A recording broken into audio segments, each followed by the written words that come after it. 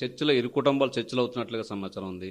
ఏదో ప్రధాన ఒక 5 అంశాలు మీ మీద చర్చకు వచ్చాయి. దాన్ని ఓ 3 నెరవేరుస్తా ఉన్నారు. ఇంకో 2 దగ్గర తెగుతుంది. అసలు చర్చలు నిజంగా అట్లాంటి ప్రతిపాదనలు ఏమైనా మీ ముందుకు వచ్చాయా? లేదా మీరు ప్రపోజల్ చేశారా? నేనేమి వాళ్ళు ఎందుకు వచ్చారో కూడా నాకు తెలియదు కదా సార్. డిఫరెంట్ స్టేట్మెంట్స్తో వచ్చారు. ఎందుకు వస్తున్నారని నాకు ఒకటి అర్థం కాలేదు. నిన్ననే మా బ్రదర్ శ్రీధర్కి వాళ్ళ చుట్టాలు కబురు పెట్టారంట. వాళ్ళ చుట్టాలు మా చుట్టాలు ఒకళ్ళే. కబురు పెట్టిన తర్వాత శ్రీధర్ వెళ్ళిన తర్వాత ఒక 5 పాయింట్లు చెప్పారు. అదేంటంటే, నేను ఒరిస్సాలో నాకు ఒక ఫ్యాక్టరీ ఉంది, 20 కోట్ల పైచీలకి 25 వరకు అవుతుంది అటు ఇటుగా. ఆ ఫ్యాక్టరీని 2006లో నేను నిర్మాణం చేశాను, గ్రానైట్ ఫ్యాక్టరీ. అది రాసిచ్చేసాను ఆల్రెడీ. ఎన్నికలకు ముందే ఆమె బ్లాక్మెయిల్ చేశారు. దాని మీద ఏదో వివాదం ఉన్నది, నీకు మాధురికి వీడియోలు ఉన్నాయని వివాదం చేసింది. ఇప్పుడు ఆ వీడియోలు రిలీజ్ చేయమనండి sir. It is the right time. నాకు అప్పుడు దుష్ప్రచారం చేసి ఎన్నికల ముందు చాలా అసభ్యంగా ప్రవర్తించి నేను నా ప్రచారం ఆపుకొని వెళ్ళి చేయవలసి వచ్చింది కదా రిజిస్ట్రేషన్. మరి ఇప్పుడేం రిలీజ్ చేయవా వీడియోలు? ఇలా ఆమె తత్వం అలాంటిది. అది అయిపోయింది సార్ రిజిస్ట్రేషన్. ఇంకేదో చిన్న టెక్నికల్ ప్రాబ్లం ఉందంటే సంతకం పెట్టాలి. రెండోది ఈ బిల్డింగ్, ఇది 6 కోట్ల రూపాయలు విలువైనటువంటి బిల్డింగ్ కట్టాను. ఈ బిల్డింగ్లో ఇప్పుడు తను ఉంటుంది. ఈ బిల్డింగ్లో నేను గత 2 సంవత్సరాల వరకు ఇక్కడ ఉన్నాను. ఈ బిల్డింగ్కే తాళం వేసేసింది. తాళం వేసేసిన తర్వాత గత్యంతరం లేక లాడ్జుల్లోనూ కొన్నాళ్ళు కారులోనూ ఉంటూ కాలం గడిపాను. ఎమ్మెల్సీగా కూడా ప్రజలు వస్తున్న కారు దగ్గరే నిల్చొని మాట్లాడటం, ఇలాంటి పరిస్థితుల్లో అమ్మ తీసుకెళ్ళేది. అమ్మ దగ్గర ఏడాది కాలం ఉన్నాను. ఆ తర్వాత ఈ మా తమ్ముడు స్నేహితులు సహకారంతో ఒక స్థలాన్ని తీసుకొని, ఇది టెంపరీ, పూర్తి కాలేదు, ఒక రూమ్ వేసుకున్నాం అంతే, ఇక్కడ ఉంటున్నాం. నేను అనేది ఏంటంటే, ఈ బిల్డింగ్లోనే ఇప్పుడు నువ్వు ఉన్నావు, ఇక్కడి నుంచి ఇక్కడికి వస్తున్నావు ధర్నాకి. నన్ను ప్రతిఘటించడానికి ఈ బిల్డింగ్ నుంచే నువ్వు వస్తున్నావు.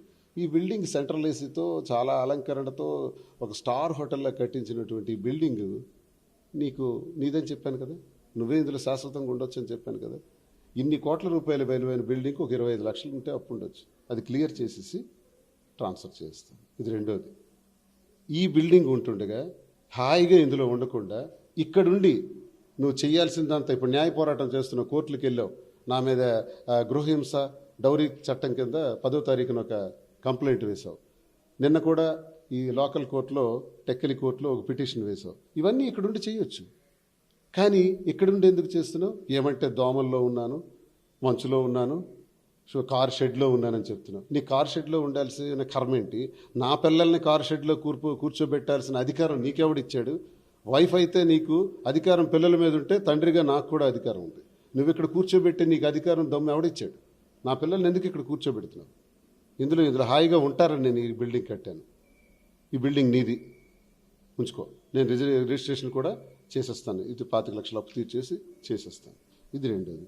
మూడోది, పిల్లలకి చదివించాలి, పెళ్లి చేయాలి. అది డిమాండ్ కింద నేను తీసుకోవట్లేదు, అసభ్యంగా ఉంది. నేను ముందు నుంచి చెప్తున్నాను, పిల్లల బాధ్యత తండ్రి. రిక్షావాడైనా పెద్దవాడైనా తండ్రి పిల్లలకి ఎలా చేయాల్సింది అలా చేస్తాడు. ఒక తండ్రిగా నేను నా పిల్లల్ని ఇప్పటి వరకు బ్రహ్మాండంగా చూశాను.